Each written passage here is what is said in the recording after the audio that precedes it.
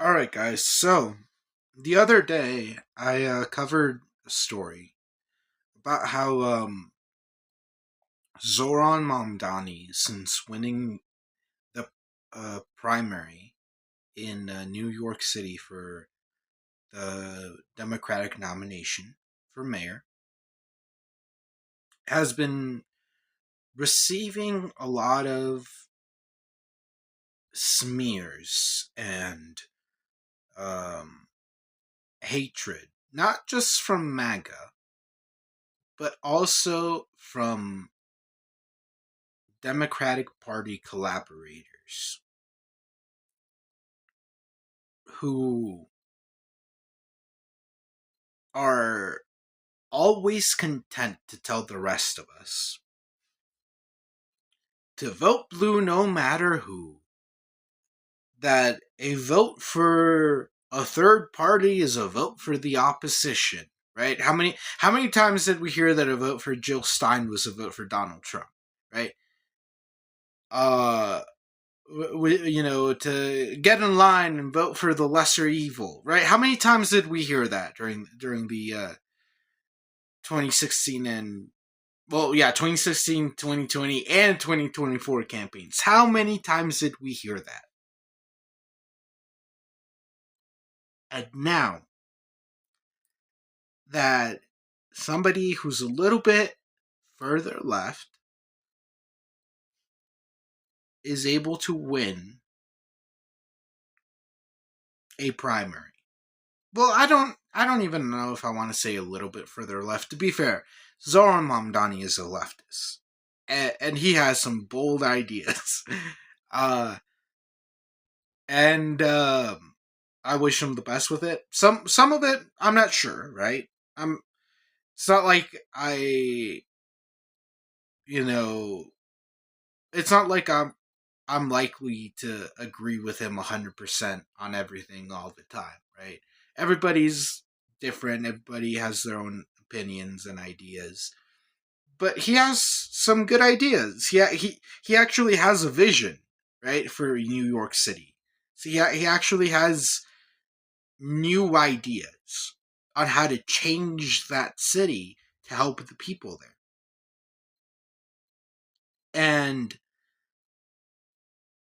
the attacks against Zohran Mamdani, both from MAGA and from collaborators in the Democratic Party, are still smearing him. And not only that, but apparently third parties are viable now. All of a sudden, third parties aren't a joke. All of a sudden, you know, all of a sudden, we got these third party candidates who are being taken seriously, apparently, by mainstream media and by the establishment. Because as soon as the shoe's on the other foot, and the person running as a Democrat is a little bit further to the left, all of a sudden,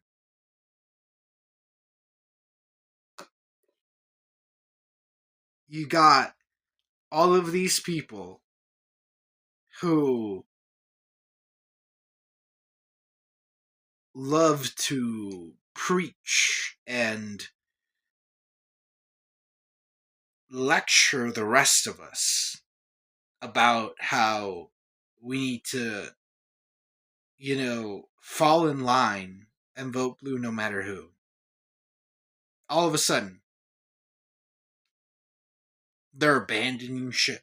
Here, let's read this article. I got an article from NBC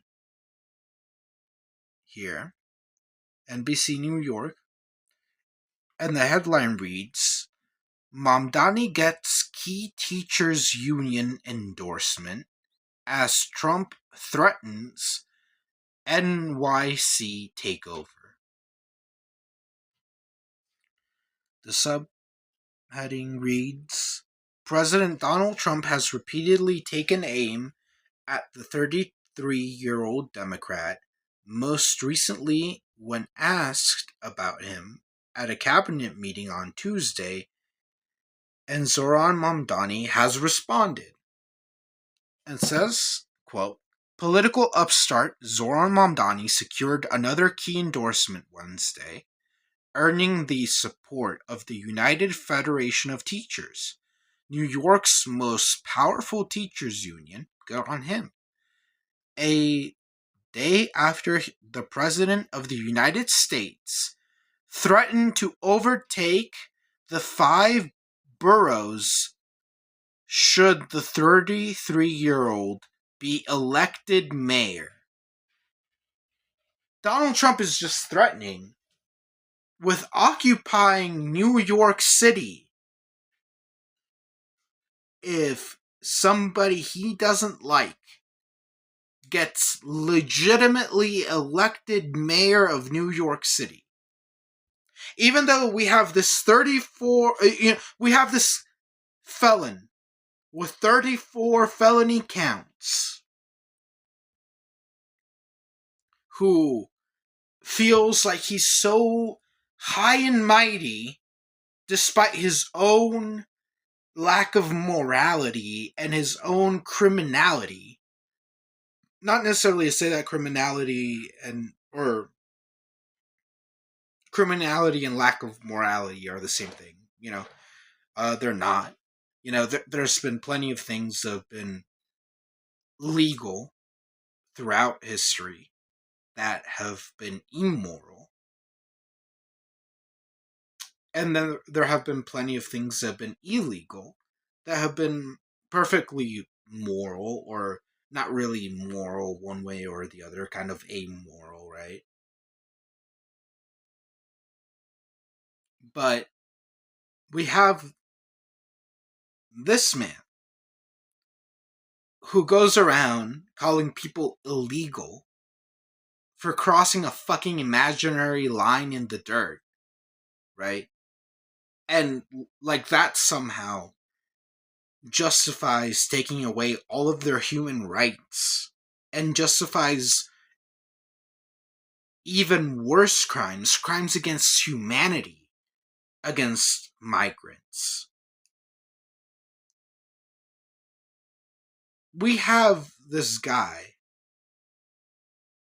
who has never obeyed authority, never cared about authority, never cared about the law or obeying the law, has never, yeah.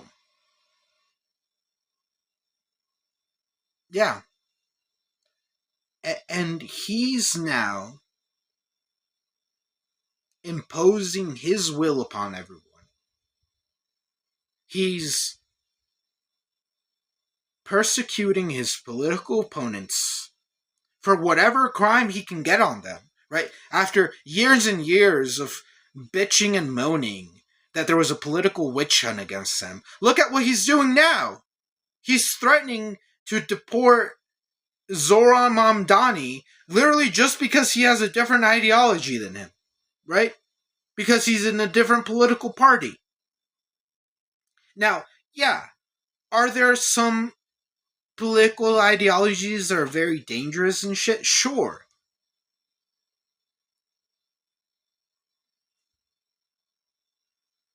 But that's what living in a free country means.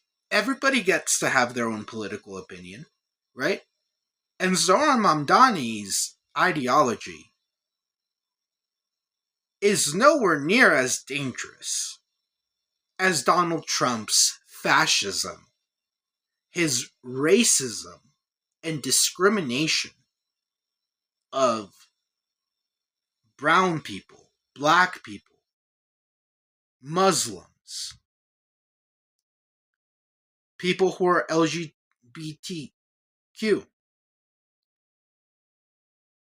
particularly trans people, right? And look at what he's doing to these people. He's doing a fucking witch hunt. Not just of one person, not just of Zohran Mamdani, or Mayor Karen Bass, or Senator Alex Padilla, or Governor Newsom. No, no, no.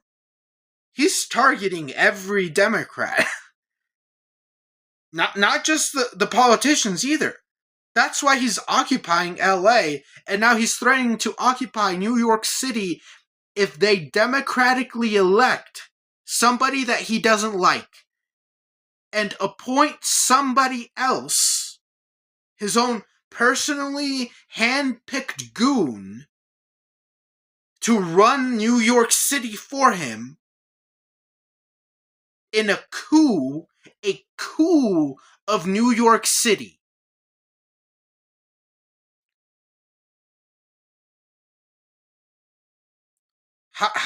How is this not,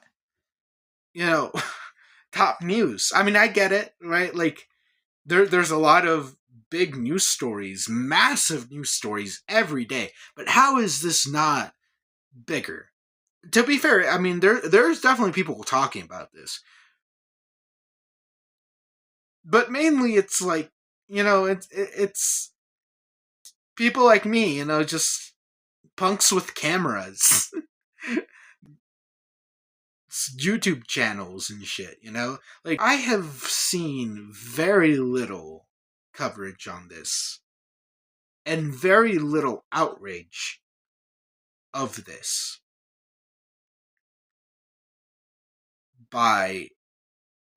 coming from Democratic politicians and establishment Democrats. In fact, many of them, especially when Zohran first won the primary, were piling onto him too and targeting him too, right? It's a betrayal. It's a betrayal of the people, right? I thought we were standing up for democracy. I thought our democracy was in peril and we were in danger of losing it. Isn't that what the Democratic Party and establishment Democrats have been telling us for years? And you know what? I actually believe that. Because I'm seeing Donald Trump threaten to deport Zohran Mamdani, the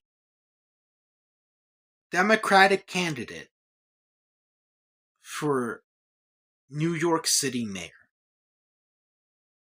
who is, honestly, let's say it, the front runner. He's the front runner to become the next mayor of New York City. And Donald Trump is not only threatening with denaturalizing and deporting him, he's threatening with an invasion and occupation of New York City so that he can straighten out his own constituents. He is threatening with straightening out the people of New York. What does that mean? It means LA. It means what is happening in LA is about to start happening in New York City as well. That's what that means. Why? Because Donald Trump cannot stand dissent. He cannot stand people not being willing to bend the knee to him. He cannot stand Democrats because they won't vote for him. Because they disagree with him. as they should, because he has a horrendous, sadistic ideology that disregards human rights, that treats people as less than human for the color of their skin or their nationality or who they love or what they identify as or what they believe in. There's so many groups of people that these MAGA Nazis have been targeting and actively abusing and harming. There's so many groups of people that are being targeted by this administration.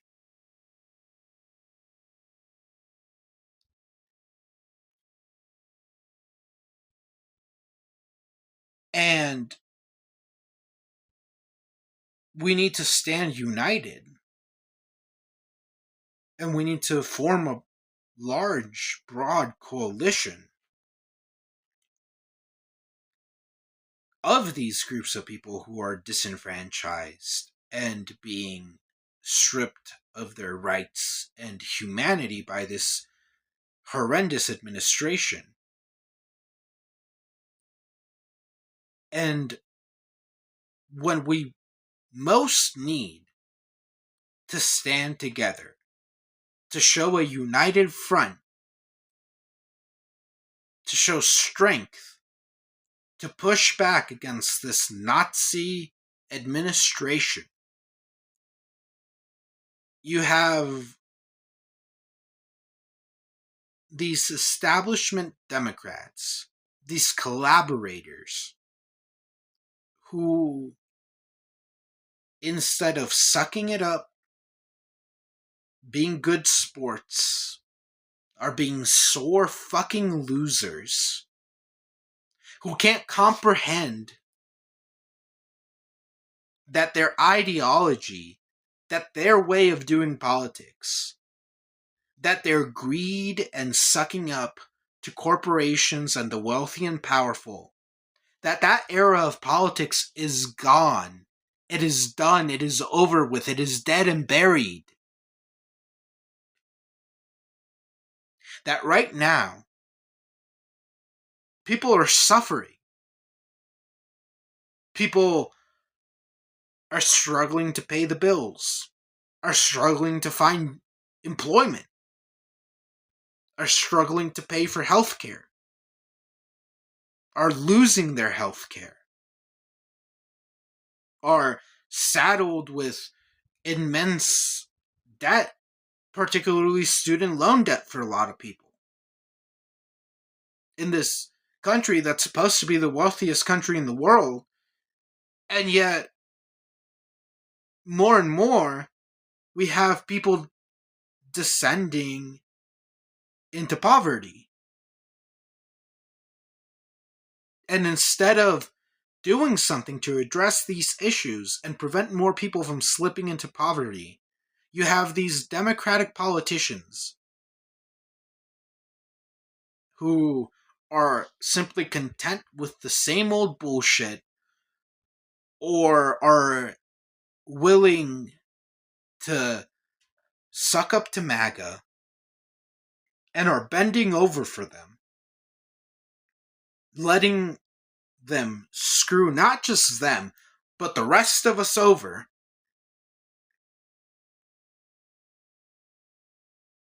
because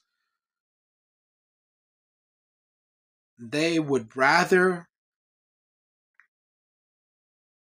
keep the money flowing, keep their pockets full and their wallets fat,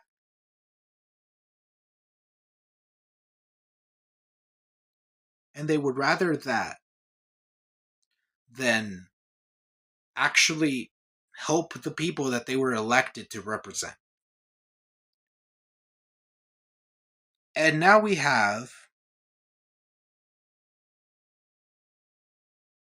these Democratic Party proxies who are basically stand-ins for the Democratic establishment, but are running as third-party candidates. You got Eric Adams, who's somehow a proxy for both the Democratic Party and Republican Party, right? Like, you got Trump, who's basically endorsing him. I don't know if he's actually endorsed him. He probably hasn't, because there's actually a Republican in the race. But he's, voiced some level of support for him, and he's, uh, you know, done away with all of those charges against him. And he's running as an independent. And Andrew Cuomo hasn't dropped out of the race, so he's still apparently running as a third party candidate.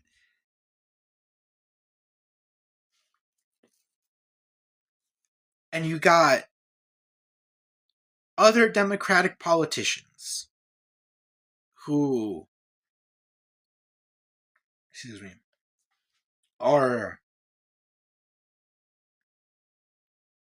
instead of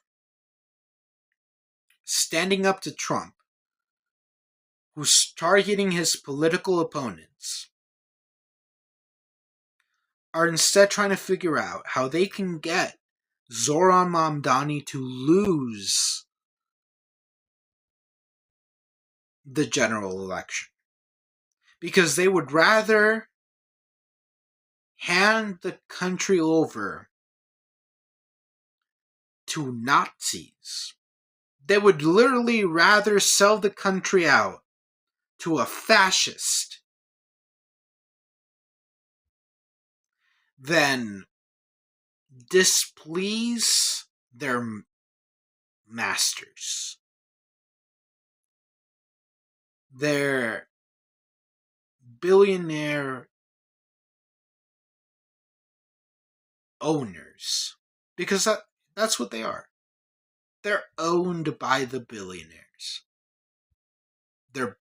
Our politicians are bought and sold.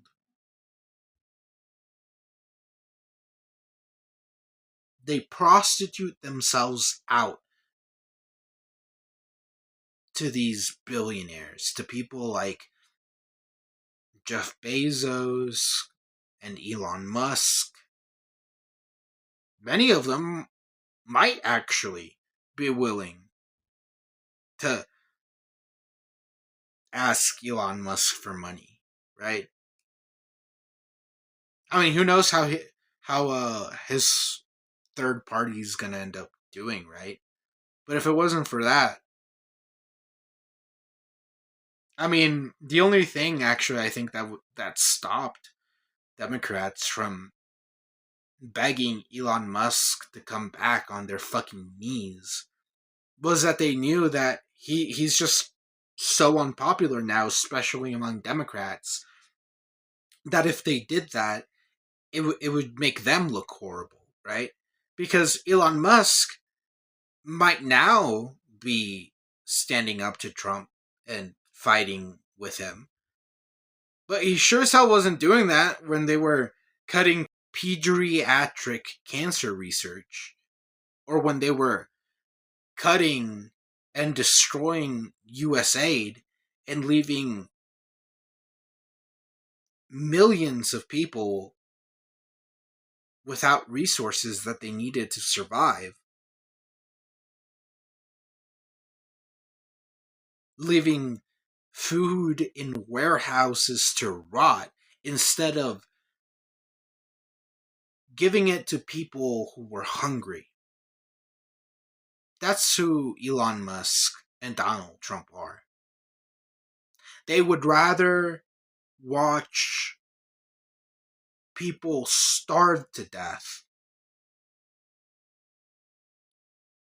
at the same time as they watch food that was meant for them rot in warehouses so that they could save a few pennies. Just a few pennies. And you think I'm joking? No, I'm not.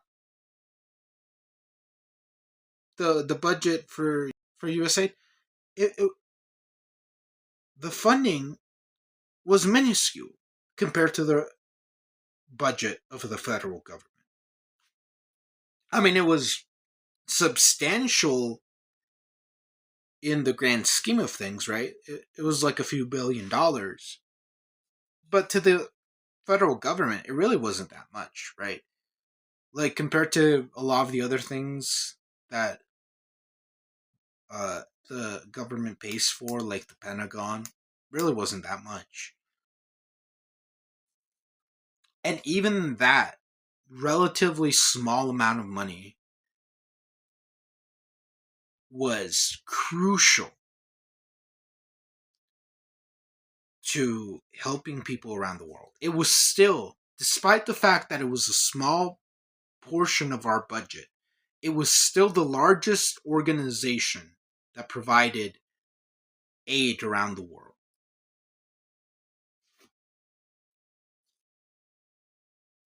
And they cut it. They destroyed it and killed millions of people in the world's poorest countries. They killed thousands, if not millions, of kids.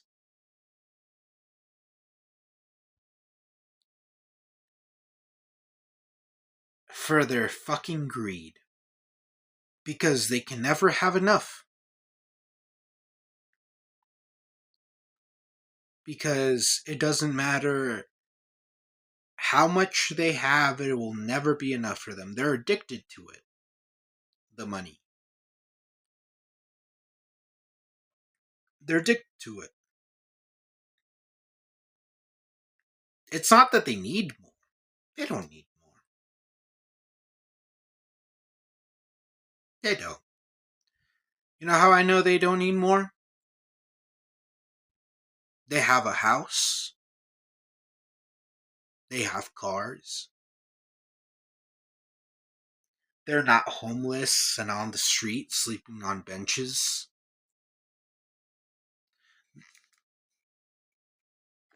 They aren't declaring bankruptcy over fucking medical bills.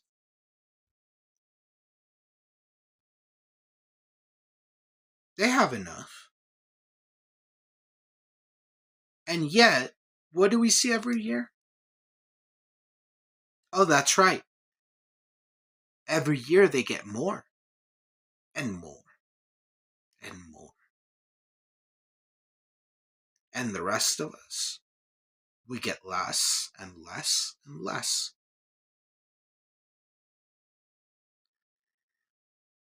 And our politicians, well, some of them are those same rich folks. But the ones that aren't, the rest, they're just their lapdogs. Not all of them. Definitely not all of them. But when you see this, when you see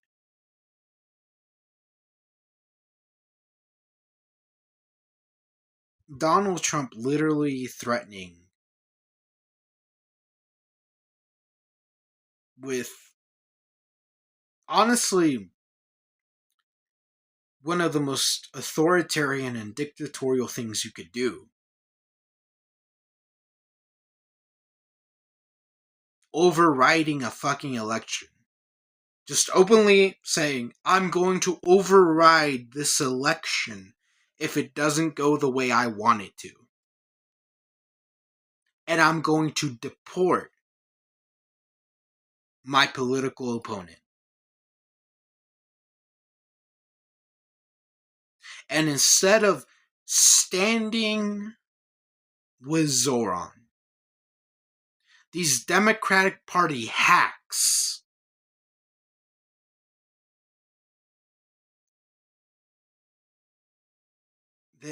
they lose their fucking spine. They all of a sudden they feel so conflicted about voting for the lesser evil, quote unquote. Right?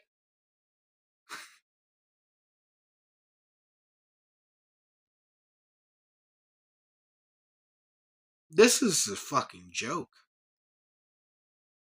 This is a fucking sick, pathetic joke. And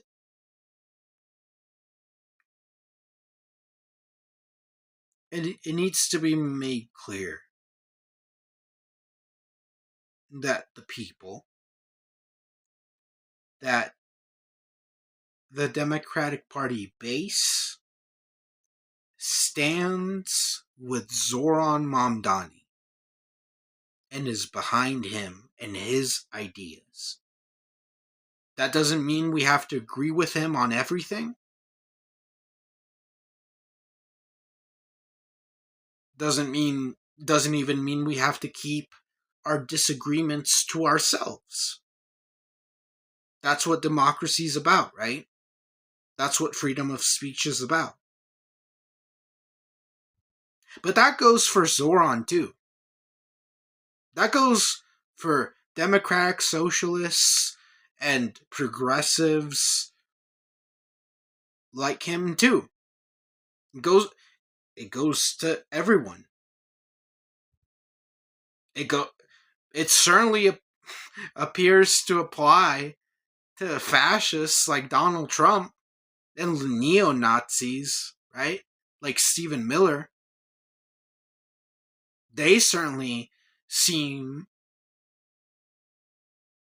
to have their freedom of speech respected. In fact, I'd say for them it even goes beyond being respected. It's more like it's being enforced. It's like being put on a pedestal by this administration and forced down upon the rest of us, right? Meanwhile, at the same time as we have literal concentration camps, a fucking police state. No, Zoran's ideas. They're the dangerous ones. Why? Oh, he wanted to, make sure kids have childcare. He wanted to make sure people can afford to buy groceries in New York.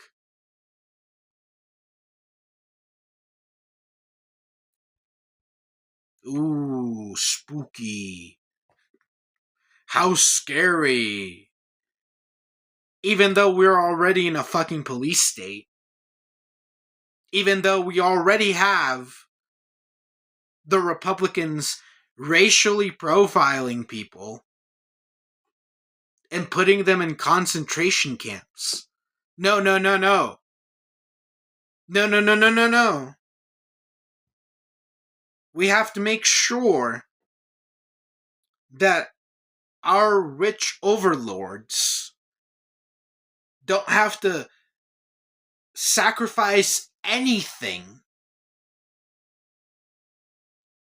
We have to make sure that we give the entire world to them on a silver fucking platter and leave the rest of us with nothing to eat. I mean, this is all just beyond fucking stupid. Hey everyone, thank you all for watching. I really appreciate it. If you enjoyed the video, please don't forget to like, share, and subscribe so we can make this channel grow. This has been Revolution Television, where the revolution is televised.